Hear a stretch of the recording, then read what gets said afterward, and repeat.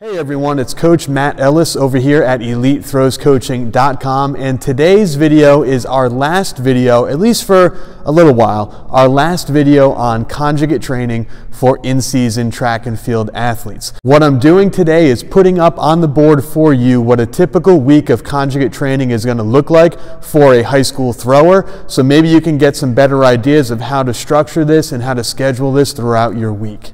Now, most of the issues that coaches have with scheduling time in the weight room actually happens in the middle of track season. The beginning of track season, typically you're outside at practice 5 days a week, and normally the first 2 to 3 weeks of the season, you don't have a lot of track meets going on.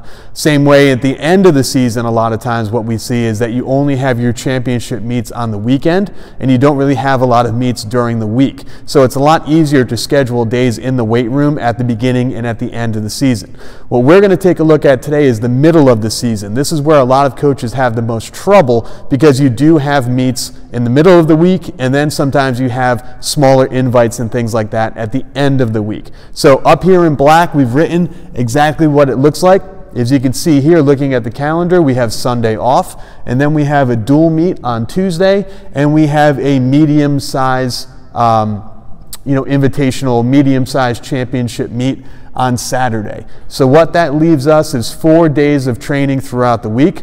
All 4 days we're going to be outside and we're going to be throwing, but we're going to be inside and in the weight room 2 days a week earlier in the week, and we're going to be outside doing our dynamic work toward the end of the week. So here's what it looks like. The first Monday we're going to be throwing, and then we're going to have our max effort lower body day. On Wednesday, we're going to be throwing, and then we're going to have our max effort upper body day. Those are both going to be in the weight room. On Thursday, we're going to be throwing, and then we're going to have our dynamic effort lower body day. And then on Friday, we're going to be throwing, and we're going to have our dynamic effort upper body day. And then we have our meet on Saturday.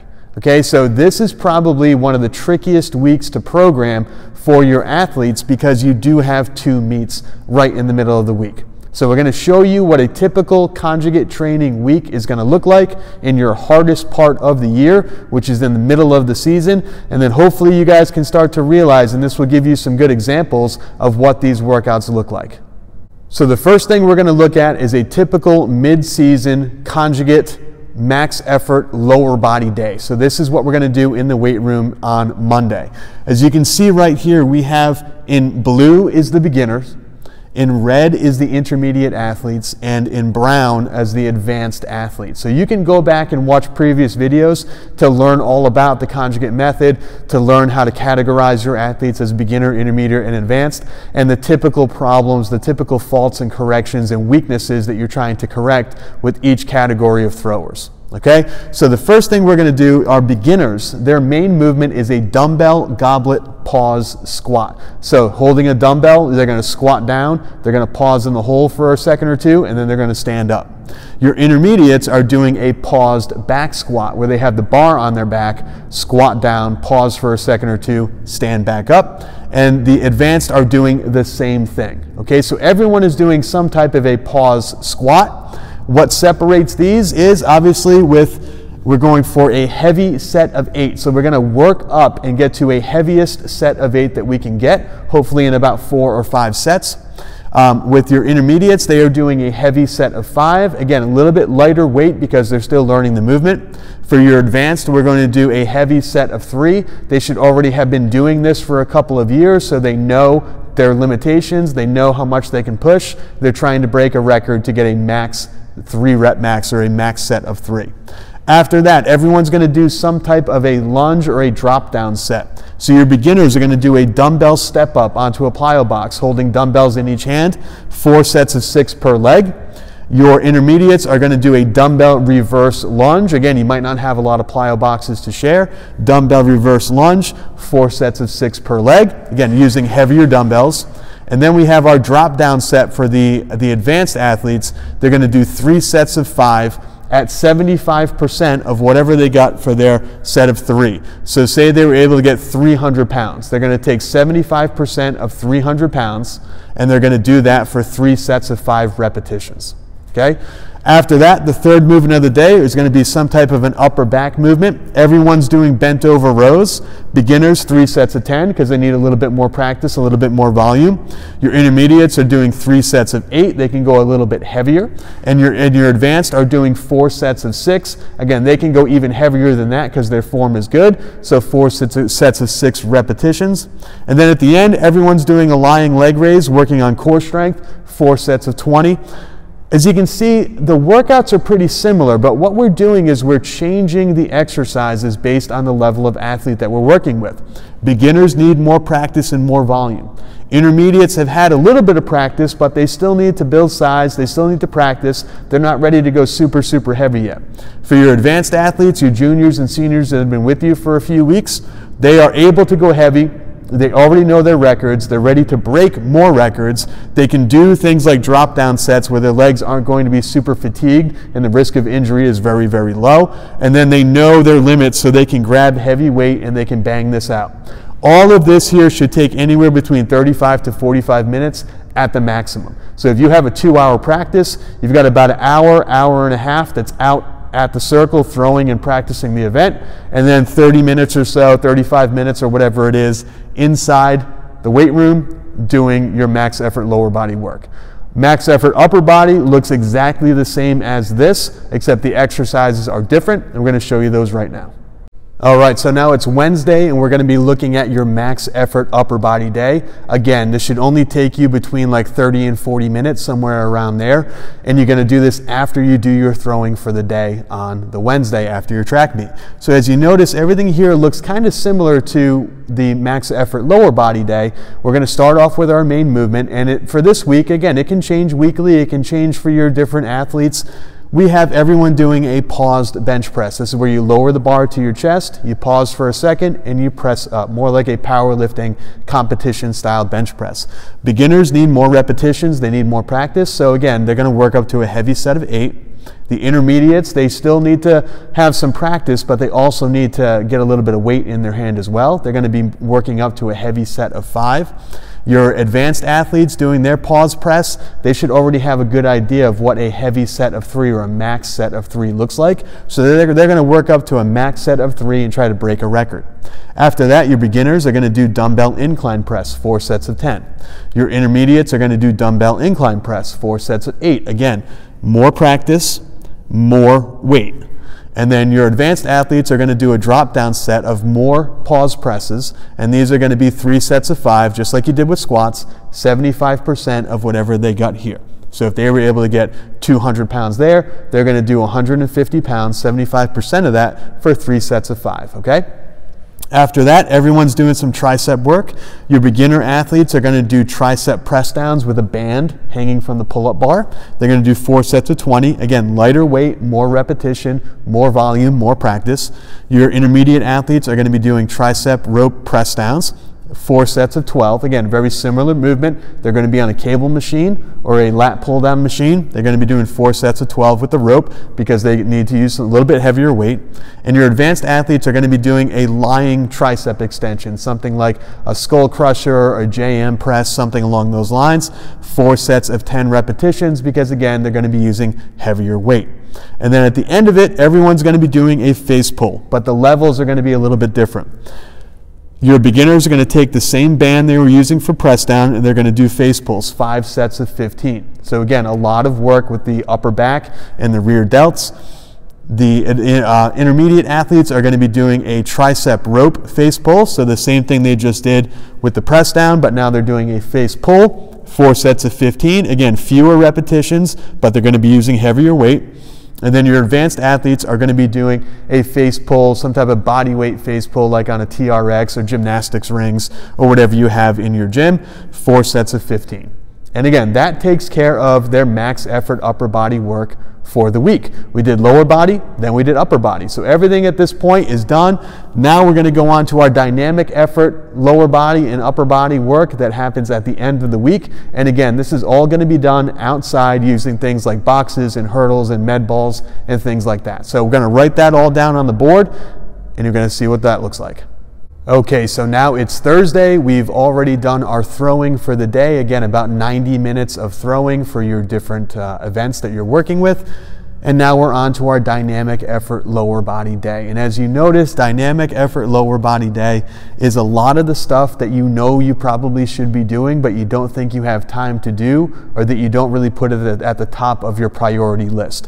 So our main exercise of the day is going to be some type of a vertical jump. I like box jumps. Some people like hurdle hops. Some people like repeat jumps. They're all good. Box jumps, your beginners are going to be to a low box, intermediate to a medium box, and your advanced to a high box. We're going to do 10 rounds per athlete of 2 jumps. So it's 20 jumps total. But the best way of doing this is to form a line behind every box.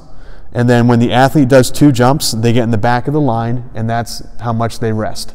And then when they get back up, they do another 2 jumps, and then they get to the back of the line, and then they rest. And everybody goes through it quickly.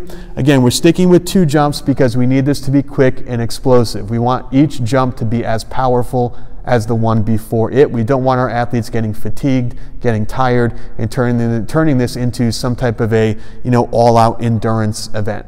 Okay, after that, we're going to take the athletes on the football field in the middle of the track. We're going to do explosive skipping. So each athlete is going to be shoulder to shoulder, and you're just going to say go. And all your athletes start skipping, and they're trying to skip as high and as far as they can possibly get on every skip. We're going to do 5 rounds of 5 skips per leg. Okay, make it a game. Don't make it a race, but make it a game to see who can go farther with their skipping. This is when a lot of your younger athletes are going to beat your older athletes and kind of start the competition going with your older, bigger guys. After that, bleacher runs. We're doing 5 rounds of 10 to 15 steps. So you're going to start at the bottom of the bleachers. You're going to run all the way up 10 to 15 steps, and then you're going to walk down, and the next person in line is going to run up and then walk down, and then the next person in line is going to run up and walk down. Typically, you're going to have 3 to 4 stairs on your bleachers, so you can have 3 to 4 lines, just like you did with your box jumps. And then you're going to end off the day with a medicine ball hip throw. So for your shot and discus athletes, you're going to put the med ball on the hip like a power position. You're going to turn and push the hip and throw it or push it off the hip to one of your teammates, and then they're going to push it right back to you. Beginners are going to use a lighter med ball. Intermediate are going to use a medium weight med ball. And the advanced guys and girls are going to use a heavy med ball. You're going to go back and forth, 3 rounds of about 5 throws per side. So you're going to do right hip and left hip. So again, this should only take maybe 25 minutes, half an hour at the end of practice. And again, this is a lot of stuff that you probably know you should be doing, but don't really hold a high priority in your kind of practice setup. This is a great time to get it done. Again, it's fast, explosive, ballistic movements. There is a speed component. All of these need to be done as explosively as possible, but try to program things where the athletes can't help but be explosive. For example, you can't jump slowly. You can't skip as far as possible without any power or by doing it slowly. You can't sprint up the bleachers slowly. You can't toss a med ball with your hip to a partner who might be standing 20, 25 feet away by doing that slowly. All of these exercises have a speed component to them. I wouldn't put things in here like walking lunges because you can do those slowly. So pick exercises you know are going to be very explosive, very ballistic, and do those so that your athletes don't have a choice but to be as explosive as possible. And finally, last but not least, we have our dynamic effort upper body workout. Again, dynamic effort upper body workout. It's going to be done outside at the throwing circles. My favorite dynamic effort upper body movements are going to be med ball throws. I prefer to throw these into a wall. So if you have some type of like a cinder block garage or a brick wall near your school, do these right up there. I like to do 6 rounds of about 5 throws per person. So you just bang out your 5 throws, give it to the person behind you in line, and then get back in line and wait. Again, this goes very, very quickly. You can get through 6 rounds of 5 throws, especially if you have your beginners using the light med ball on one part of the wall, your intermediate using the medium med ball in the middle of the wall, and your advanced athletes using the heavy med ball toward the other side of the wall. Bang through this very quickly. Again, probably only going to take you about 10 minutes to bang through this. After that, you're going to do explosive push-ups. This is something like a clapping push-up off the ground, which most of your advanced or intermediate athletes should be pretty good with. If you do have athletes that aren't that good at push-ups, you can do them on the boxes. So the same boxes that you used for your box jumps on your dynamic effort lower body day, what you can do is basically have your athletes put your hands on the boxes, put the boxes up against the wall so they don't move, and then explode and push yourself right off of the box, and then kind of catch yourself and do it again. 5 rounds of 5. Again, anything more than 5, they're going to start to get tired and fatigued. We don't want that. We want them to be explosive and powerful. Third exercise is going to be a backwards med ball toss. Your hammer throwers, weight throwers can do it side to side over each shoulder. Your shot discus throwers can do it backwards over their head or even between their legs and forwards if they want. Again, go online, a million different ways to throw a med ball. They're going to do, again, light med ball for the beginners, medium med ball for the intermediates, heavy med ball for your advanced. They're going to throw them back and forth to each other. 4 rounds of about 5 throws. And then finally, we're going to end off the day doing a face pull. So have your bands out at the circle. You can attach them to fence posts or to tree branches or whatever you might have available. The discus cage works well too, the chain link fence on a cage. Your beginner athletes are going to use a lighter band for 5 sets of 20. Intermediate athletes are going to use a medium band for 5 sets of 15. Your advanced athletes are going to use a heavy band for 5 sets of 12. Again, these bands are super, super cheap. We have them hanging all over the gym here. Average band probably costs about $5. You can get them at a lot of the big online retail stores. Super cheap. You can use them for a lot of different stuff.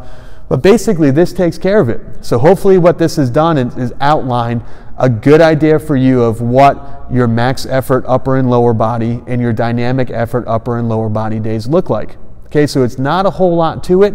All we're doing essentially is we are taking exercises that we know are going to correct weakness and are going to help out our athletes. We're going to get them stronger in those exercises for the first 2 days in the weight room. The second 2 days, we're going to be out at the circle. We're going to pick lower body exercises on the lower body day, upper body exercises on the upper body day, and they're going to be exercises that our athletes have to do fast and explosively to build speed. That's pretty much it. It's just a great way of keeping it organized. And the reason why this is a conjugate system is because if you wanted to get really, really complex and you wanted to make a different workout for everybody or different corrections for everybody or different exercises for everybody, what you're going to notice is it's very, very easy to do. So you might have the girl who can do the explosive push-ups. You might have a guy that cannot and needs a box. You might have the girl that cannot and needs a box. You have the guy that can do it. So you've got all these different levels. You're not going to just give a cookie cutter program. We're going to have your athletes going through. Again, you might have a beginner athlete who's really strong and needs a heavy med ball. You might have an advanced athlete who's not that strong and needs a light med ball. It allows you to adjust and tweak the workout according to the level of your individual athletes. Not just taking, okay, freshmen over here, seniors over here, JV over here, varsity over here. You're not going to help everyone doing that. This allows you to help everyone by having different categories that you can put them in and different exercises that you can assign to make sure that you're actually giving them what they need to get better. Thank you all so much for checking out this video. Hopefully it gives you a much better idea of what the conjugate system looks like throughout your entire season, especially the difficult part which happens in the middle of the season. This is it for our conjugate video series for at least a little while. Starting next week, we're going to be going back into faults and corrections in the actual throwing events in shot put and discus to get you ready for the end of indoor season and the beginning of outdoor season. As always, make sure to go check out EliteThrowsCoaching.com. This is where you're going to find all of the videos and the products and everything that we do, along with all the blog posts and the articles that go along with these videos. Thank you so much for checking these out. I'll talk to you guys real soon.